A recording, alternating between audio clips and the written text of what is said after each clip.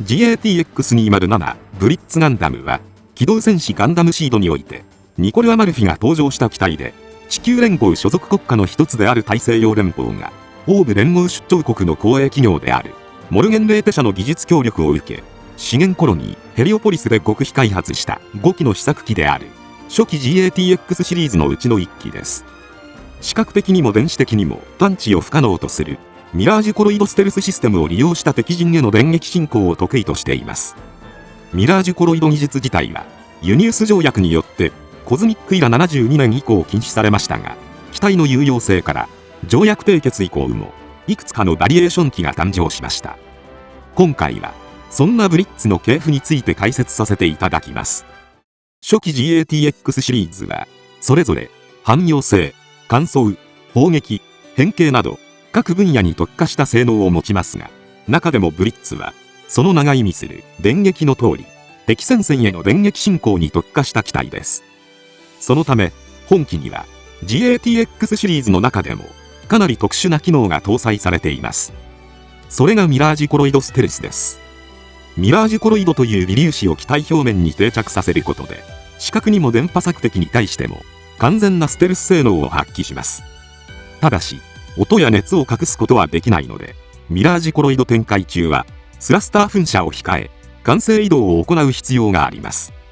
また、初期 GATX シリーズには、一定の電圧をかけて、実弾や打撃といった物理的な攻撃を無効化するフェイズシフト走行が採用されていますが、ミラージュコロイドシステム起動中は、フェイズシフト走行の展開ができないため、防御力が低下したり、粒子を走行に定着させるための電力消費量が高く、稼働時間が制限されるなど、様々な欠点がありました。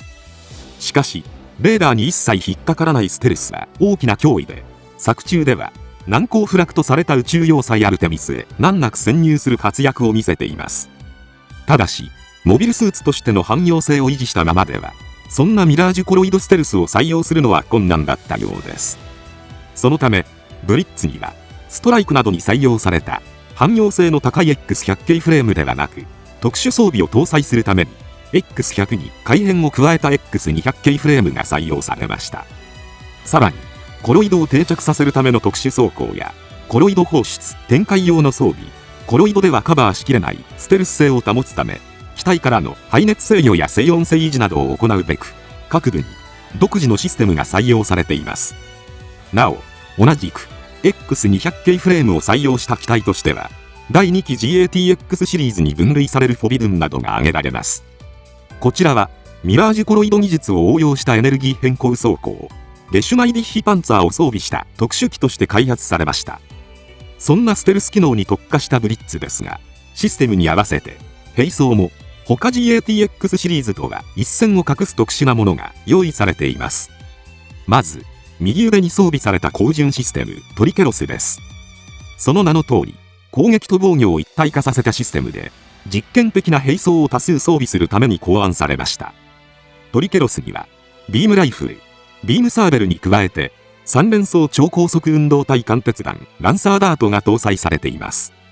槍状のミサイルで、戦艦などに採用される高高度の装甲も貫く高い貫通力を持っているだけでなく、対象を貫いた後、内部で炸裂することで、相手に大ダメージを与えることが可能です。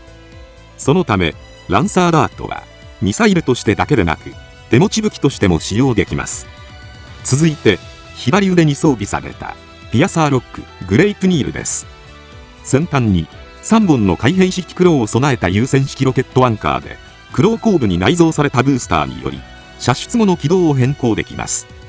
基本的には、敵機を貫いたり、捕獲することを目的としていますが、宇宙空間では、時期の固定や、急激な方向転換にも使用可能です。また、ミラージュコロイド散布中は、熱探知を防ぐため、スラスターを使用できないので、本兵装を隕石などに引っ掛けて移動するなど、隠密性の向上にも一役買っています。劇中では、クルーゼ隊によるヘリオポリス襲撃の際に奪取され、以降は、ニコルが専任パイロットとなりました。その後は、イージス、バスター、デュエルとともに、アークエンジェル、ストライクを追撃。宇宙要塞アルテミス戦では、攻略不可能と言われるバリアが張られる中、ミラージュコロイドを生かして侵入に成功。連合軍第8宇宙艦隊との低軌道海戦では、姿を隠して、連合の戦艦のブリッジまで近づき、多数の艦艇を沈めるなど、機体特性を利用したステルス戦法で、多大な戦果を上げました。地球降下後は、ザラ隊としてアークエンジェルを追撃。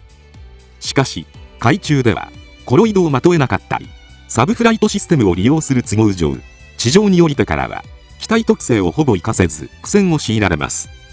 そして、オーブ出港直後のアークエンジェルとの戦闘では、ストライクに右腕を切り落とされ、一時戦線離脱。しかし、窮地に陥ったアスランを守るため、残された左腕でランサーダートを抱えたまま、ストライクに突撃。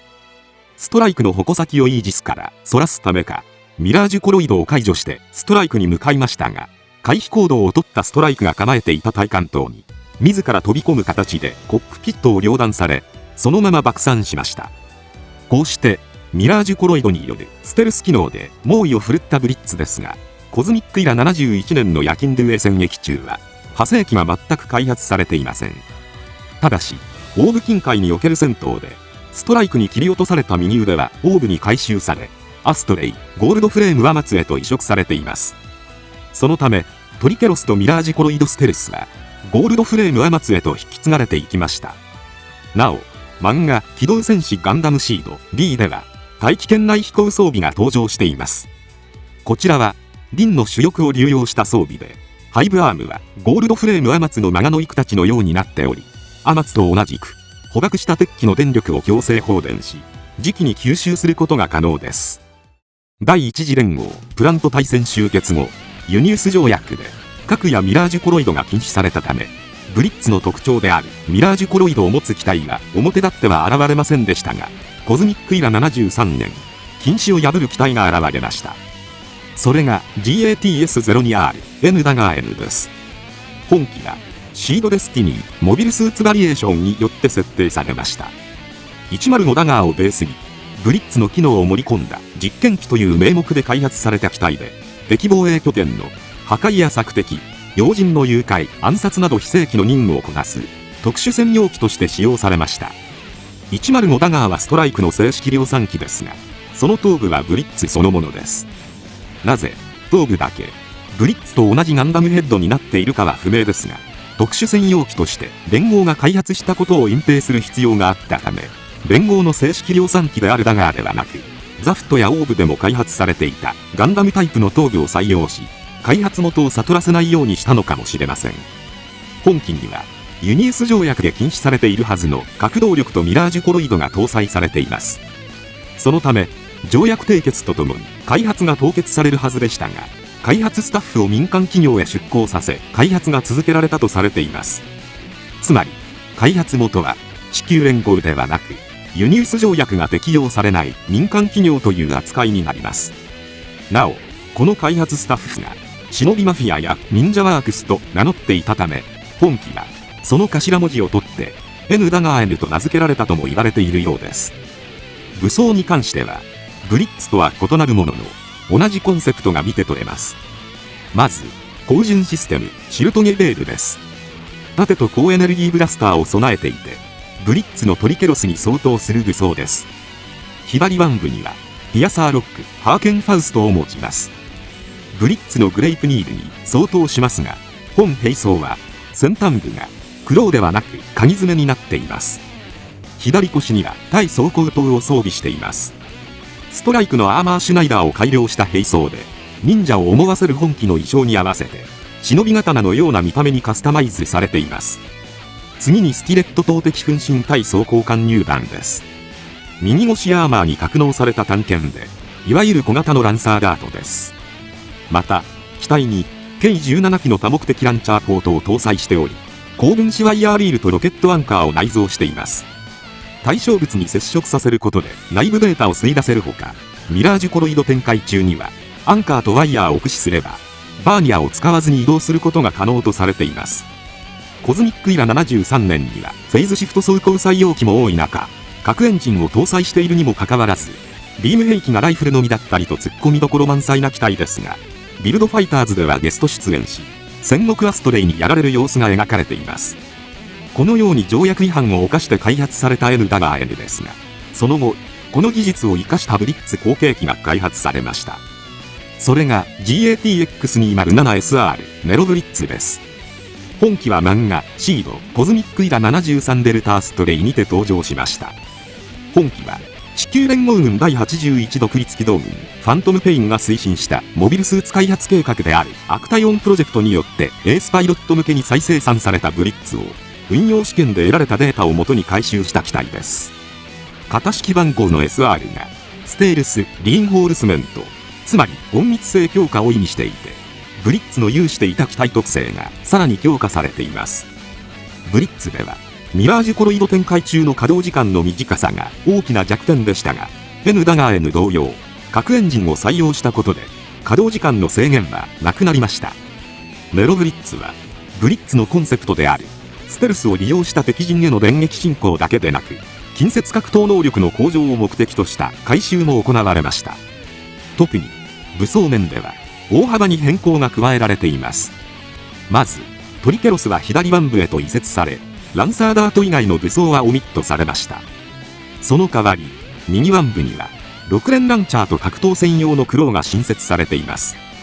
なお6連ランチャーには戦況に合わせてダミーバルーンや各種弾頭を搭載可能です。また背部には大型クロー1機、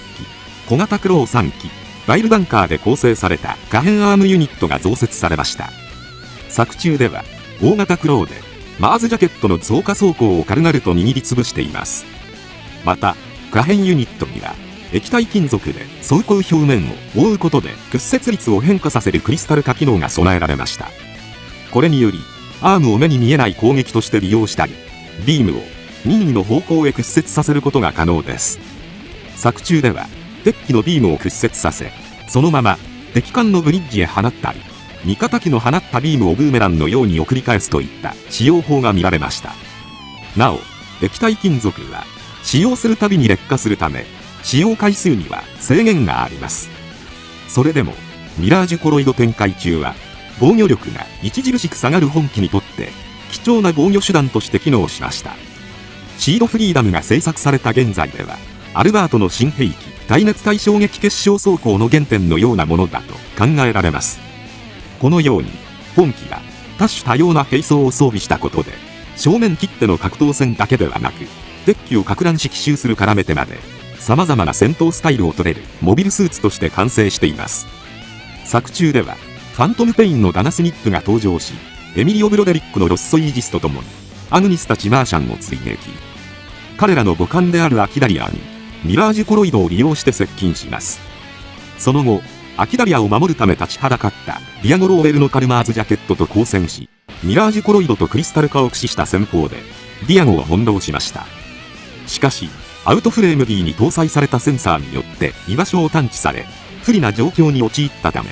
ダミーバルーンを利用してディアゴたちを撹乱し、エミリオとの合流を優先しました。しかしターンデルタの活躍によりエミリオは敗北し、自分だけでもミラージュコロイドを使って撤退しようとするものの、追撃してきたマーズジャケットに撃破されました。その後ネロブリッツはジャンクヤギルドによって回収されることになります。次に LNGATX207 ネブラブリッツです。本機は小説シード VS アストレイに登場しました。カーボンヒューマンによって構成される組織ライブラリアンの手によってブリッツをベースに独自の強化改良を行った機体となっています。本機最大の特徴はミラージュコロイドシステムをさらに発展させたミラージュコロイドテレポート。これは文字通り機体を別の場所に瞬間移動したように見せる戦法です。実際は戦闘エリア内に存在するもう1機のネブラブリッツと同じタイミングでミラージュコロイドのオンとオフを行うことで、まるで機体が瞬間移動しているように誤認させています。本機の登場者であるリリー・サバディは同一の遺伝子をもとに20人も生み出されたクローン人間で、これを活かせる戦術ミラージュコロイドテレポートを実行するため20機のネブラブリッツが生産されました。ただし実際に戦術を完璧にこなすにはリリーに備えられた量子通信能力が不可欠となります。この通信能力を補助するためか、本機の頭部には特殊な通信機能が搭載されていますが、使用時には高い熱量が発生するため、マスク部には排熱用のスリットが追加されました。このように本機は特定のパイロットでしか実現できない特殊な戦法に合わせた強化が行われています。同時に瞬間移動戦法で敵機を確実に撃破できるよう武装面もブリッツより強化されました。まずランサーガードはトリケロスに内蔵されたものに加えてさらに腰部に3本追加されています。また右腕にはパワー消費を気にせず使用できる武装としてツグハノたちが搭載されました。格闘用の爪3本がスライドして現れる武装で状況に応じてトリケロスと使い分けることが可能です。左腕にはブリッツと同じグレイプニージ、そして背部にはゴールドフレームアマツと同じマガノイクタチストライカーが搭載されました。そのため一定空間内の敵機のパワーを放電させることが可能です。またストライカーの内側には優先式の矢長野白矛を装備しています。敵に命中する瞬間だけフェースシフト化させることができるので高い貫通力を持ちます。このようにネブラブリッツはブリッツとゴールドフレームアマツの2機の機能を併せ持つ機体として完成しました。ちなみにコズミックイラ71年当時の技術ではミラージュコロイドを定着させる表面処理を行うには装甲色が黒色の必要がありましたが、技術革新が進んだため後年の機体は黒色にする必要がなくなったとされています。ということで以上ブリッツの系譜でした。余談ですがミラージュコロイドはユニウス条約で核とともに禁止された技術でコズミックイラの世界において強力すぎる技術だとわかります。実際機動戦士ガンダムシードエクリプスに登場するエクリプスガンダム2号機には核動力とミラージュコロイドが搭載されており、戦争の火種を見つけたらひっそり現地へ向かい全てを破壊して何もなかったことにするという運用が考えられていました。そう考えるとミラージュコロイドがいかに危険な技術かわかるのではないでしょうか。ちなみにユニウス条約はあくまで連合とプラント間での条約なので中立国オーブは対象外です。やはりオーブは一番危険な国。今回は以上となります。